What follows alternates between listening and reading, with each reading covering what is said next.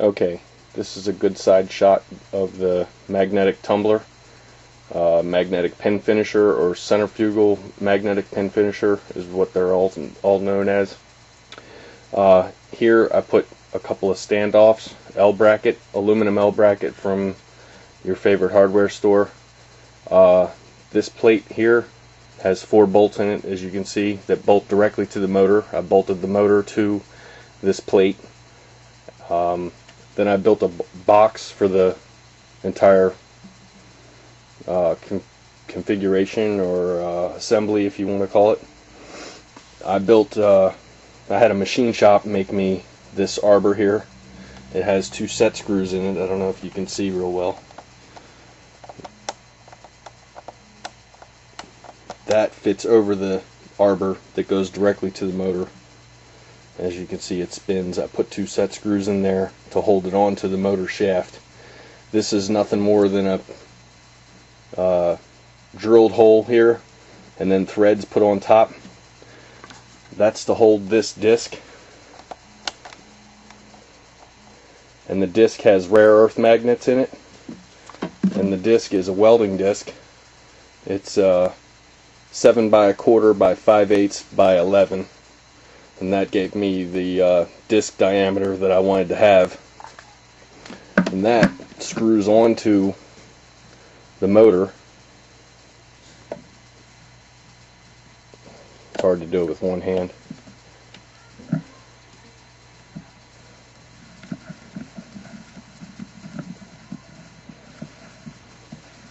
And these magnets spin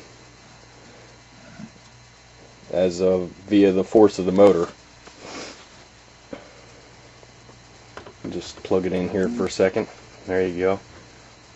And it spins really fast, and that propels this media here. And this media is 1/4 inch stainless pins, and they're about 10 thousandths in diameter. And I used a plexiglass top and put it on top of this assembly with the magnets.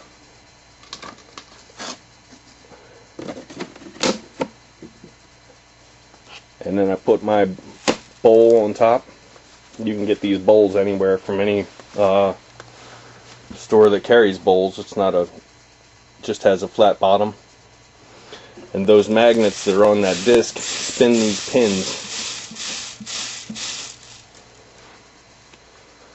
And as a result, you put some water in there.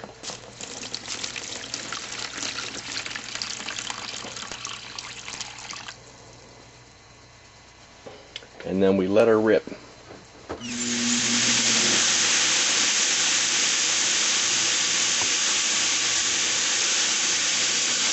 I built this machine to clean jewelry. It cleans jewelry castings really well. It cleans other small metal parts that I want to solder.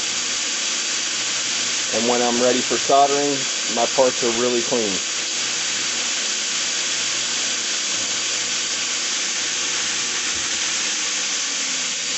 And turn it off. So as you can see, all I did was build a box for a motor.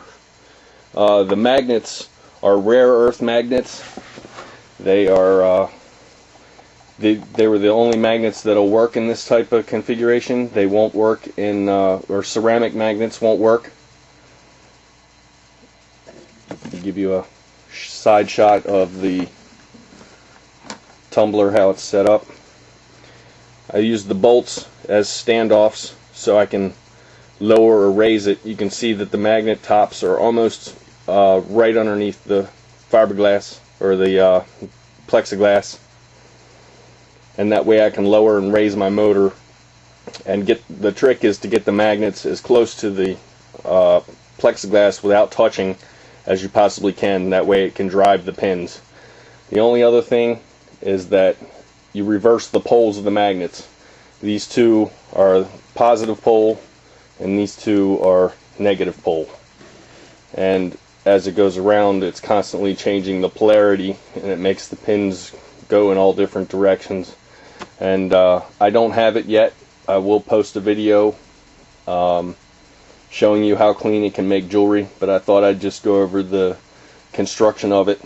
One of these machines costs about $1,200 for this size, and I built this one for about 50 bucks. The magnets were about 25 off your favorite auction site, and a little bit of aluminum bracket. The motor I got out of a fan blower, but you can get one from the side of the road. 9 times out of 10, a washer or dryer has a perfectly good working motor in it. You can use that type of motor.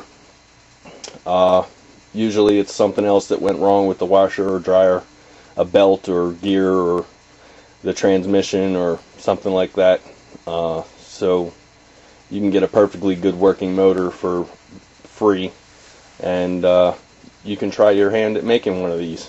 If anybody has any problems making one, you can email me at prongpusher@yahoo.com. And that's it. Thank you for watching.